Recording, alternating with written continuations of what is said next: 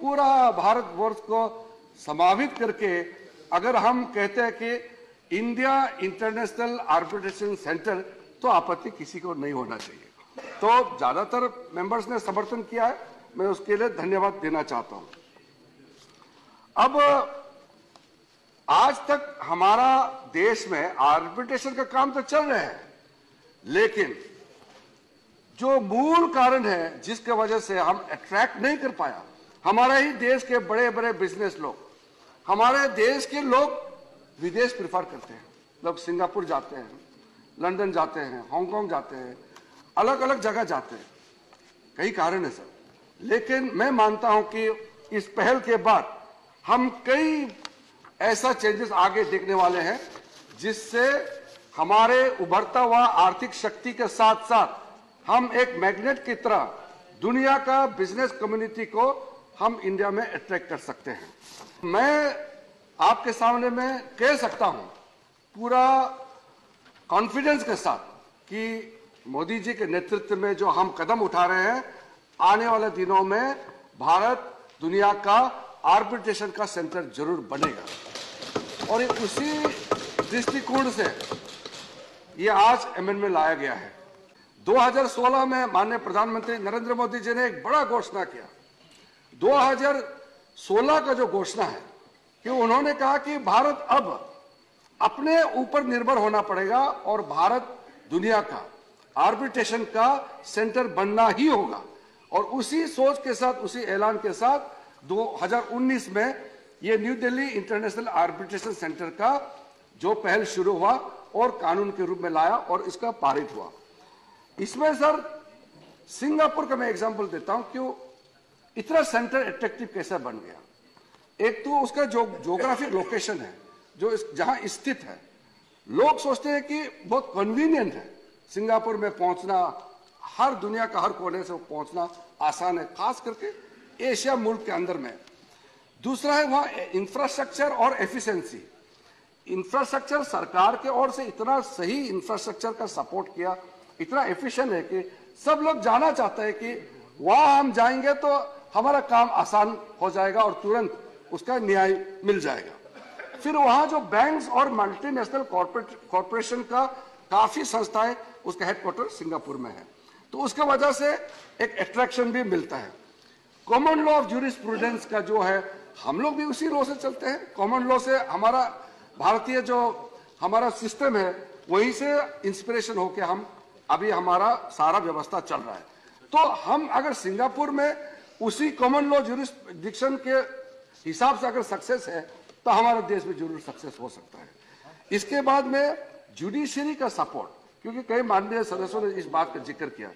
आज एक arbitral award दे देते हैं और उसको आप इंप्लीमेंट नहीं कर पाएंगे, फिर उसका सुनवाई कोर्ट में होगा, फिर कोर्ट में होने के बाद फिर हायर कोर्ट में जाएगा, तो फिर सर कोई पार्टी सोचेगा कि भाई इंडिया में जाके हम आर्बिट्रेशन के लिए जाएंगे, फैसला हो भी जाता है, फिर उसको कोर्ट में चैलेंज होता है और फिर कोर्ट अपना समय लेता है, तो फिर सोचते हैं कि नहीं इंडिया जाके तो फंसना है, तो इसलिए बाहर जाएंगे। तो ये हमारे लिए बहुत चिंता का विषय है। ये मैं उस रास्ते पे आज नहीं जाना चाहता हूं। जिस संविधान का बात है कि भारतीय court, high court, supreme court कोई भी मैटर को, कोई भी फैसला, किसी भी तरीके मीडिएशन, आर्बिट्रेशन, नेगोशिएशन, उसको कोर्ट हियरिंग कर सकता है, उसमें पाबंदी नहीं है। अब मैं यहां घोषणा तो नहीं कर सकता हूं कि मैं संविधान का संशोधन करके कोर्ट का अधिकार को हम कम करना चाहता है। ये मेरे लिए आज यहां घोषणा करना संभव नहीं है, लेकिन ये विषय हमारे लिए गंभीर चिंता का विषय है कि अगर कोई केस किसी फोरम में तय हो जाता है, फिर से अदालत में फिर से ट्रायल करना है, तो लोग जरूर सोचेंगे कि किस हिसाब से भारत को हम अपना प्रिफर्ड डेस्टिनेशन माना जाएगा। तो इसके साथ साथ सर जो पैनल ऑफ एक्सपर्ट्स होते हैं, आर्बिट्रेटर्स होते हैं, सिंगापुर हो या हांगकांग हो या लंदन या आप पेरिस भी जाइए, न्यूयॉर्क जाइए, वहां बहुत सिस्टेमेटिक वे से अपना वहां व्यवस्था बनाया हुआ है। हमारा देश में एडहॉक आर्बिट्रेशन को अब तक प्रिफर्ड किया जाता है। इसलिए मैं सर जब कभी कोई कार्यक्रम में जाता हूं तो मैं ये भी कहता हूं कि हम भी अवेयरनेस क्रिएट करना होगा, क्योंकि हमारा सोच और व्यवस्था ऐसा है कि एडहॉक को ज्यादा प्रिफर करता है इंडिया में। तो इंस्टीट्यूशनलाइज्ड मैकेनिज्म जो भी बनता है उस ओर हमको जाना होगा।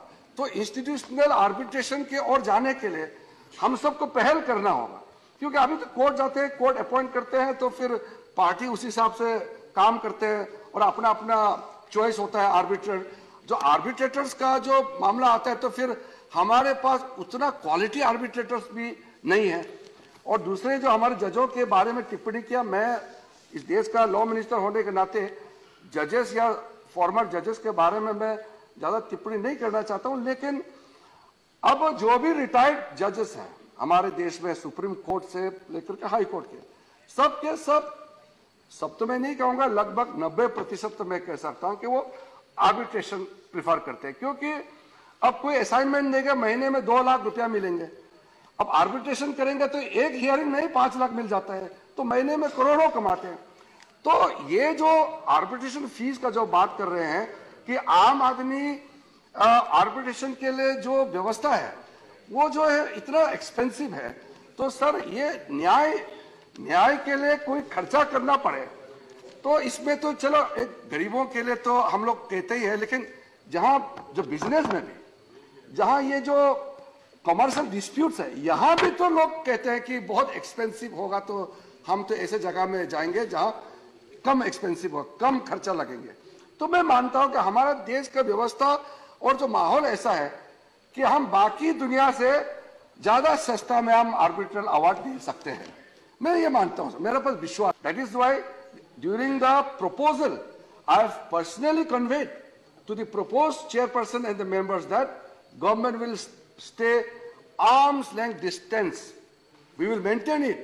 We will not come near you, because we know the moment the authority of the center is diluted by government intervention, it will lose its credibility.